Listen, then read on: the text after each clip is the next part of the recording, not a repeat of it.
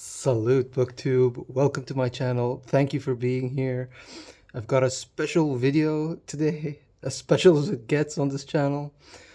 Um, Let me explain first. My last video I did was called was a part two to a video created by a fellow booktuber, Alex's Archives, about book buying, your book buying philosophy, why do you buy books, which books do you buy, etc.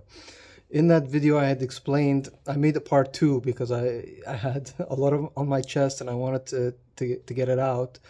I had explained in the part two, which I'll link in the description, as I'll link Alex's video, his original video.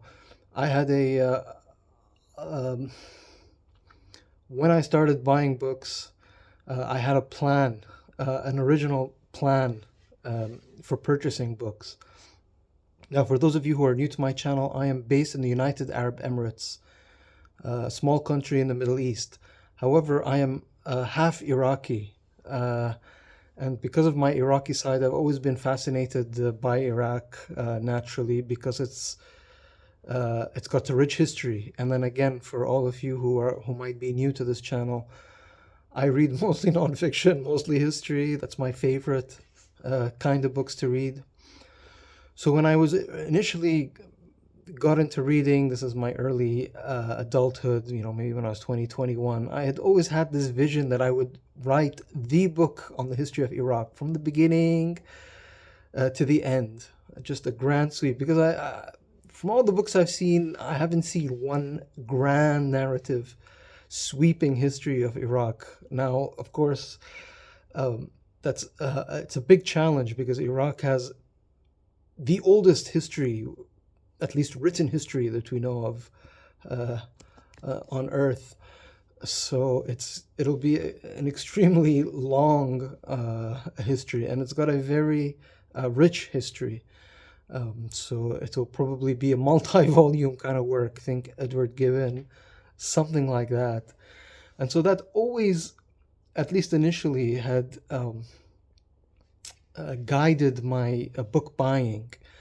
Anytime I'd look for a book and say, yes, this would make good research for my planned grand 5,000-year history of Iraq. So if I pick up a book about antiquity, about the Middle Ages, about modern times, initially when I was buying books, it had to be related to Iraq.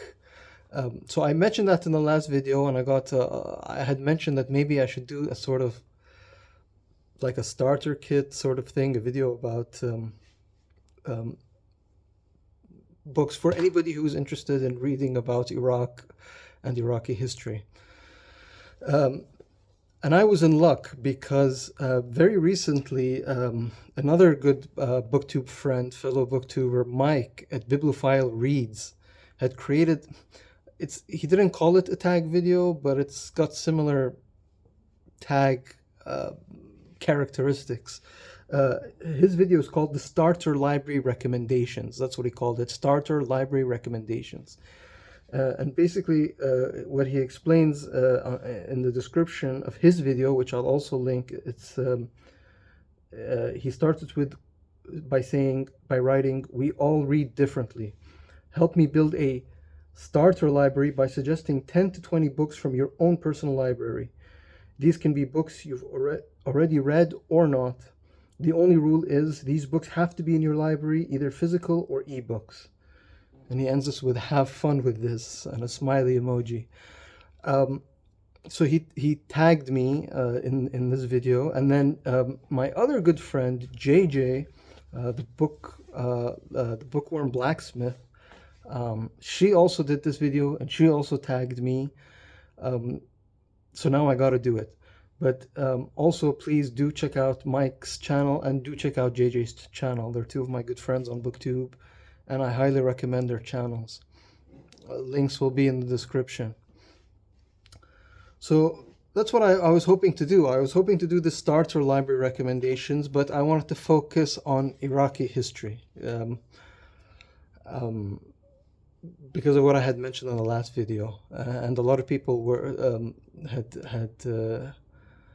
had warmed to the idea, and in my comments had strongly pleaded with me to do it. So here it is. There's just a few caveats I want to do. First of all, I want to say this isn't really a, I guess starter kit is not the right word. It's a starter library, but these are not recommendations. I cannot wholeheartedly recommend these books. Some of these books I haven't even read, so I want you to just keep that in mind. If you do see these books, think of it more of subject matter rather than the specific book. Only because, again, I haven't read all of these books, and these aren't necessarily the best books or the most recent books on the subject. I just want to make that clear. I'm in no way some kind of authority, nothing like that. So just keep that in mind. If you're interested in the subject, you should look into it and see what's there. Maybe on Amazon or Goodreads, see what gets the best ratings for that subject, which book gets the best ratings for that specific subject. Because again, Iraqi history is vast. As we'll get to. There was a second thing I wanted to. Okay, now I've forgotten so much. There was a second thing I wanted to the second thing was Mike's rule. Mike said that the only rule is these books have to be in your library, either physical books or ebooks. So I've got my physical books. These are in my library. But I might just add a couple more screenshots on my iPad for books that are that I don't have in my library and that perhaps require honorable mentions, because as vast as my library is, I don't have every book in the world. So that's the second rule. Just keep that in mind. So yeah, I think with that introduction, very long introduction, we'll get started with the books. But again, Iraqi history is very vast. As I mentioned in the last video, when you're talking about Iraqi history, you've got the oldest civilizations, the first writing, the first law, the first cities. So you're talking about a very, very old history. Most historians and archaeologists pretty much agree the first, at least on a grand scale that we have evidence of. So there's that. But then the whole sweep of history, because when I had mentioned and I said, yeah, so I buy a book that's related to Iraq, you're talking about, again, the ancient Mesopotamians, then you've got the Persians, you've got the Greeks under Alexander, you've got the Romans, you've got the Byzantines, and you've got, when I say the Persians, there's multiple Persian empires throughout history. The Parthians, the Sassanids, the Byzantines and the Sassanid Persians. We'll get to all of this with the books. I'm going like in chronological order as best as I can. The coming of Islam, and that takes us just to the end of antiquity, basically. And then you've got the Middle Ages, you've got the Golden Age of Baghdad, you've got the Crusades. Saladin was from Iraq. Some personalities from the past, the Prophet Abraham, Alexander the Great, Gilgamesh, although semi-fictional character, but all the Saragons and all the kings of Babylon and Assyria and all of that good stuff. And I mean, I can keep going with the names of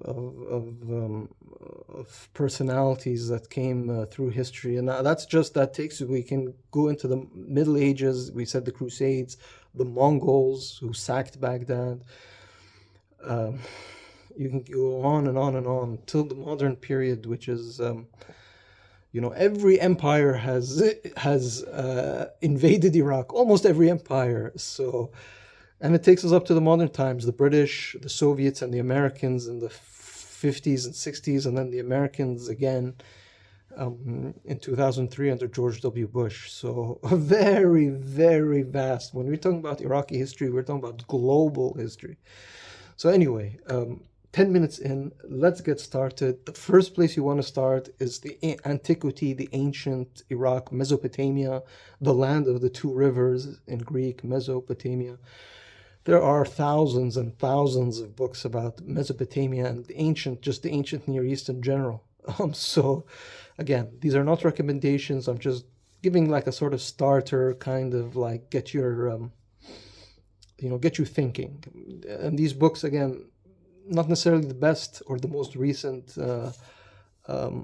editions or versions or releases, but a general idea. So again, I mean, you could start with the Bible, in the beginning, and then I think the Bible, Genesis, mentions, after an introduction, it mentions 4 rivers, 3 of which are unidentified, but then the 4th one we know as the Euphrates. So Iraq is mentioned in Genesis very early on. So I mean, the Bible, and then a lot of the stories of the Bible, the persecution of the Hebrews, the Assyrians and the Babylonians and the captivity and all of that. But the Bible, I guess you're all aware of. But if we want to go to ancients, those grand Mesopotamian civilizations that were immortalized in the Bible and in archaeology, a good place to start. It's a bit dated, but it's George Roux's Ancient Iraq. George Roux was I think he was a French doctor. He was either a doctor or an oil engineer. I think he was a doctor with the French oil company in Iraq in the I don't know, the 70s, or because this book is older. What year is this from? To find out. First published in 1966. Okay, so it is dated, but he was a doctor with a French oil company in Iraq, but he had a passion for archaeology and ancient Mesopotamia, and he wrote this book. For the longest time, one of the leading books on the subject. Of course, he's not a historian or an academic. He's very much a medical professional who just loved archaeology and was fascinated by ancient Mesopotamia, ancient Iraq. So he wrote this book. So written, but not with a academic,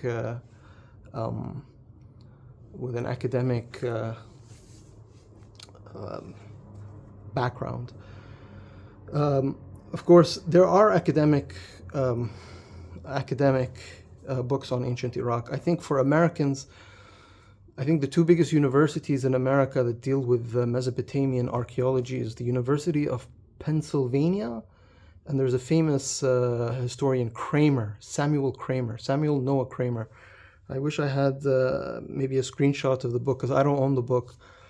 He's a famous one, also dated, but a famous Mesopotamia Assyriologist. The other university is the University of Chicago, and I think they both have good museums, although I haven't been to either. And then you've got the British Museum. A lot of the British did the excavating, so did the Germans. The Pergamon Museum in Germany, in Berlin. In Paris, the Louvre has a lot of Mesopotamian. The Vatican, another museum which I did go to, a lot of Mesopotamian artifacts there. We'll say excavated, not stolen. But anyway, let's not get controversial. But so there are hundreds of books. I'll give you another example here. This is more of a topical look at Iraqi, at Mesopotamia. This is the Dictionaries of Civilization series that I have, and it's called Mesopotamia. Look at that face. Not my face, his face. Assyrians, Sumerians, and Babylonians. Some of the biggest, the major civilizations of Mesopotamia. And this is, it's just mostly graphic illustrations with explanations, just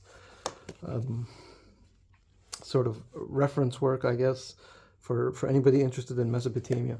I am so, I mean, this is touches me very deeply. So I bought this book in Paris when I went to Paris, France. Now, I studied in Canada, in Montreal, in the French-speaking part of Canada. My French is bad to poor on the language scale. But I saw this book in Paris. It cost me a lot of money, and it's super heavy. It's a chunker, and it's in French. But I still purchased it because I couldn't resist. It's La Mesopotamie. It's from Gilgamesh to Artaban. I don't even know who Artaban is. So 3300 BC to 120 CE or AD, just a grand sweep of ancient Mesopotamia in the French language. But look how big this is, and it's in really rich paper, so it's super heavy. So if I'm going to learn French, it's going to be through this. I'm going to try to read this in French. I haven't read it, but I have my translator with me, probably on my phone, and just go through this someday because you have to. And then again, it's similar to the last book, just a lot of photography. There's a big one that's just, yeah, this kind of stuff. So again, just showing you how far I go. I even go to other languages, even if I'm not fluent in the language. But those are older books about Mesopotamia. There are much more recent ones, which unfortunately I don't own, not yet. One that got rave reviews, and it got rave reviews from another booktuber, a booktubing friend, James Holder. I'll link James Holder. He did a review for Open Letters Review. That is the online journal of another booktuber, Steve Donahue. He reviewed this book, Weavers, Scribes, and Kings.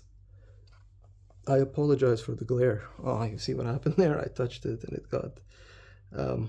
apologies for that. Let me show it again, maybe on this side. The subtitle, A New History of the Ancient Near East by Amamda H. Podany. I'll link the review. I'll link James Holder's channel and then the review that he wrote for Open Letters Review, Steve Donahue's Open Letters Review. So that's another more recent example if you want something more recent. Unfortunately, which I don't own a copy. So now we're done with let's say ancient Mesopotamia, because we can say ancient Mesopotamia, which was a native Iraqi civilizations. The Sumerians, the Assyrians, the Babylonians were local. In the year 500 BC, there's a Persian invasion, the great Persians, Xerxes and all of them, who eventually reach all the way to Greece. Western audiences will know about the great Persian Empire that met defeat at Greece under, the Spartans and the Athenians, written about by Herodotus and all of them.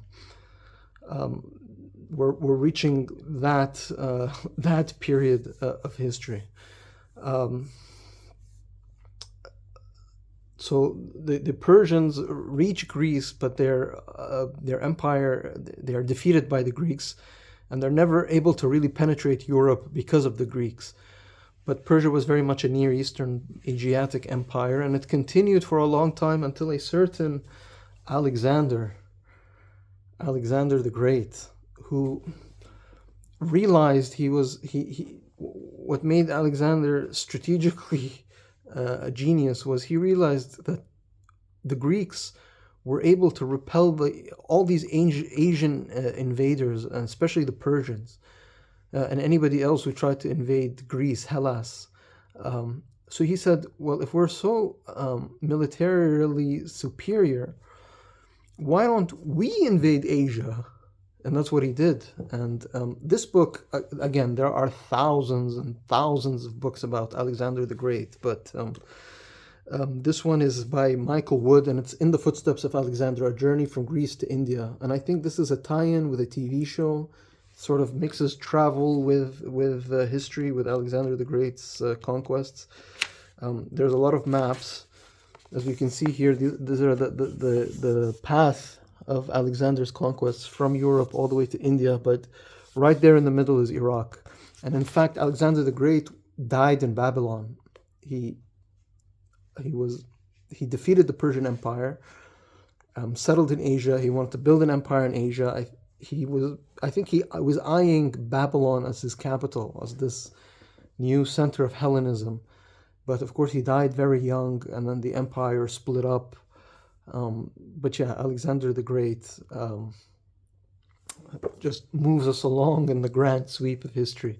So again, this, just to show you that you want to understand Iraq, you have to understand a lot of external civilizations, because Iraq, I don't want to turn this into a history lecture. Maybe I'll do it in a future video, but that's going to require preparation.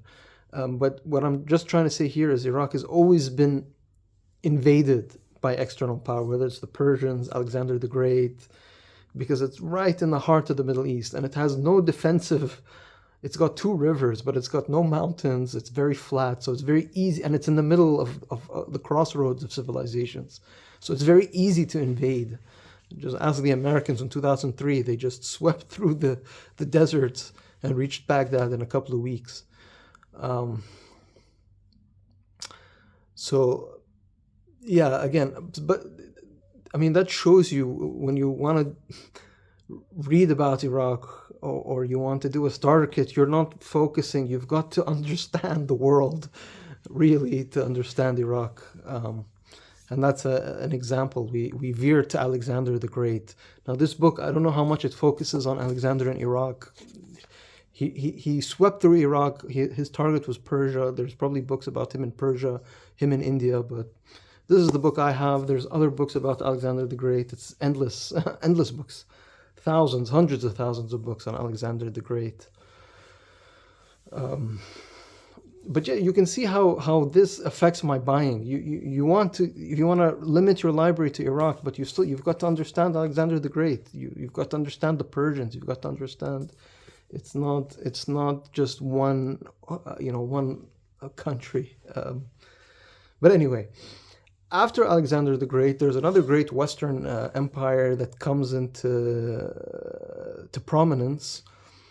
It becomes one of the vastest empires that had existed to that date. That's the well-known Romans. Now, the Romans were a Mediterranean power. They started in the city of Rome. They grew into central Italy, then all of Italy. Then they got into the islands of the Mediterranean.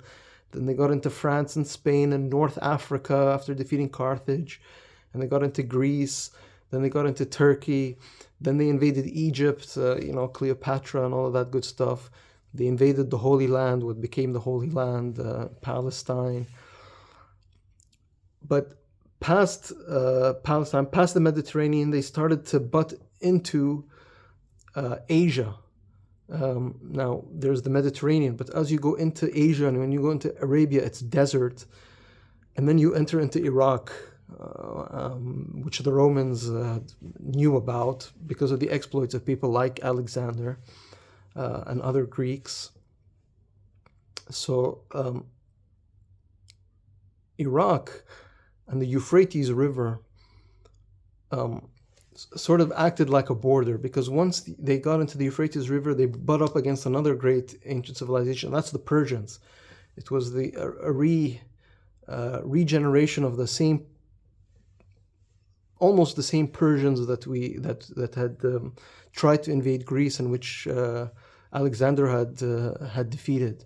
They came back with a new dynasty, the Parthians. So Greece, the Roman Empire, its borders was really the Euphrates River. Iraq was their border. After Iraq, they couldn't. It became imperial overstretch. It was too far for them to really penetrate Mesopotamia, let alone Persia. So you'll see Roman ruins in places like Jordan, Syria, Lebanon, Palestine, North Africa, Egypt, of course. But as you get to Iraq, the Roman influence is less and less and less, because it was too far from the center of gravity, and also because the Persian Parthian Empire was very strong. Anyway, I'm waffling on. I don't know how exciting this is for all of you, but the next book is exactly on this subject. It's by Freya Stark, It's called Rome on the Euphrates. And this is basically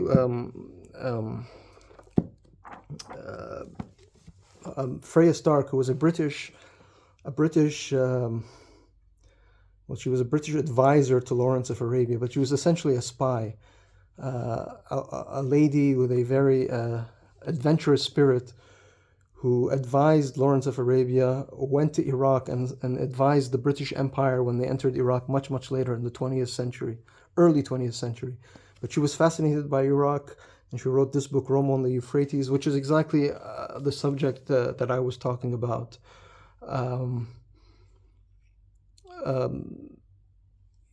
Rome battling Persia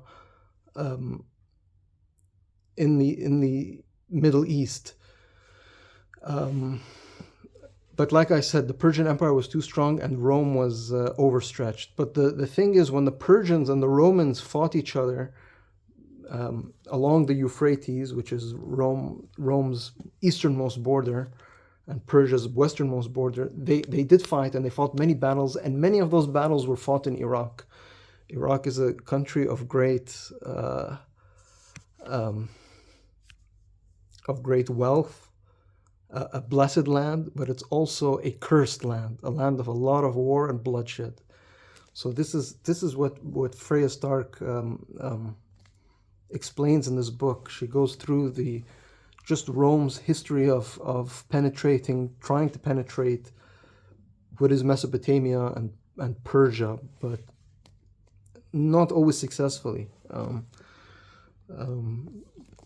Again, an older book. This is an older book Freya Stark wrote in the 20s and 30s, but a classic on the subject. But there are newer books. I'll just pull one out. This one isn't on my library. It's a much more recent one. But I thought I'd just show it as an honorary mention. It's by Adrian Goldsworthy, and it's called, oh my God, the glare. Let me see if I can fix this a little bit. Oh, that's even worse. Let me just, sorry about this. Let's try now. There you go. Adrian Goldsworthy, The Eagle and the Lion. The eagle refers to Rome, and the lion refers to Persia. And that's what Adrian Goldsworthy, same as what Freya Stark does, the war between Rome and Persia, to define the borders of what is Rome and what is Persia.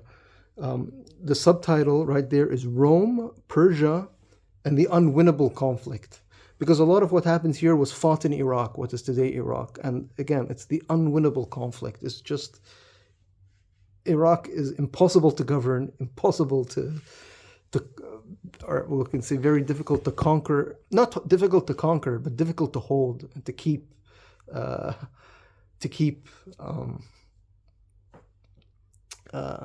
control of. So that's another more recent example if you're interested in that kind of era. This video is going to half an hour. I'm gonna wrap it up very soon. I think I'm gonna have to divide this. If I keep going, it might take an hour. I don't want to do that. We're going to half an hour. Maybe I'll cut it up into ancient, Middle Ages, and then maybe modern. I think I might do that. But there's just one more, because the ancient Mesopotamia, ancient Iraq ends with the coming of Islam. The coming of Islam is the end of antiquity, and at least in the Middle East, and in Europe as well, Western Europe and everywhere else. The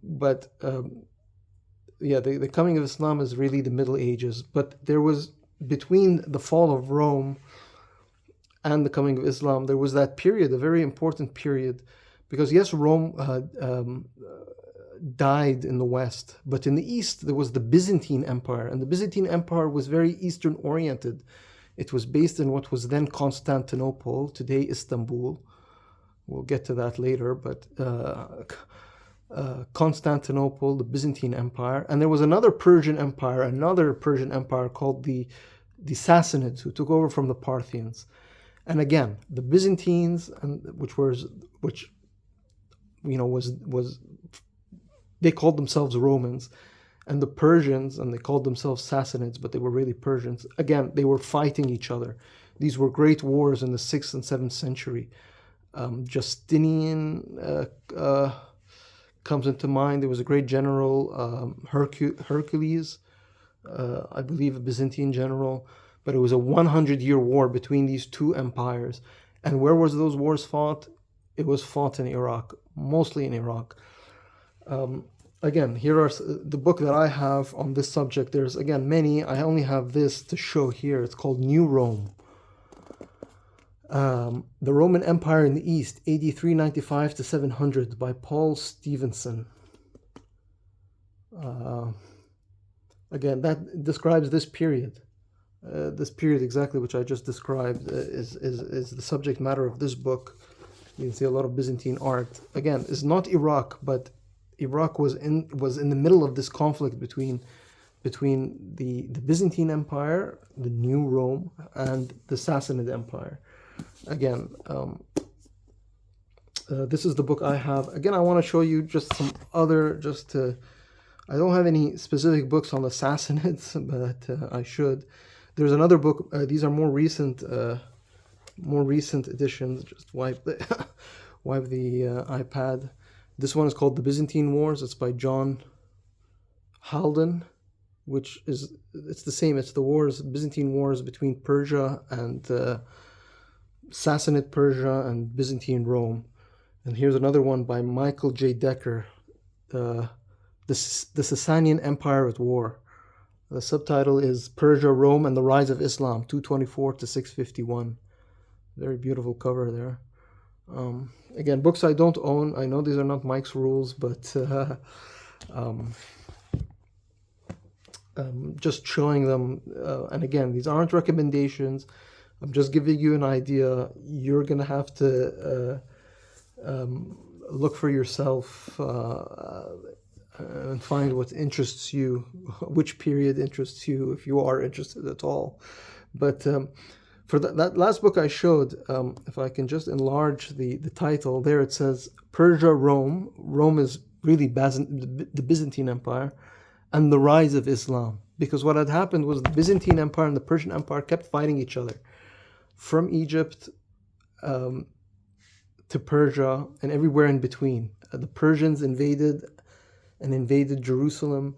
The Byzantines counterattacked and moved the Persians away. But really there was no winner. They had been fighting and killing each other for 100 years, and both empires were completely exhausted. The empire from the west, the Byzantines, the empire from the east, the Sassanid Persians, fought each other for 100 years, completely exhausted themselves. Nobody really won. The status quo ante was restored in the Middle East, just as it was before the wars had actually started. So both empires were exhausted, and who comes up from the south? An unknown, almost on the margins of history, the Arabs, the coming of Islam. And what Islam did, the coming of the Prophet Muhammad and the rise of the Islamic armies, is they invaded both Persia, both Sassanid Persia, and most of Byzantine Rome. So they invaded Mesopotamia, Iraq, and then they invaded Persia. And then the Arab Muslims took Syria from the Byzantines, they took Palestine from the Byzantines, they took Egypt from the Byzantines. They continued into North Africa, which also had some Byzantine influence, all the way up to Spain, and from Persia they went all the way to China almost. So that sort of wraps up the ancient part of this grand history of Iraq. I think I'm gonna leave it here. I'm gonna do this as a part one, and again, I don't know how interesting this is for people. I don't know how good I am at explaining. I'm gonna leave it at here. If I see that there's still more interest in this, and you want me to continue into the Middle Ages, and then continue into modern Iraq, let me know in the comments, and I'll do another one. So I think I showed about 1, 2, 3, 4. Well, I lost count how many books I've shown, but Mike said 10 to 20. I think I'm still within there. If we don't count The screenshots I'm showing on the iPad as honorable mentions, but do check out Mike's channel. Do check out JJ's channel. Um, and yeah, I'll wrap this up, BookTube. Thank you very much. Salute.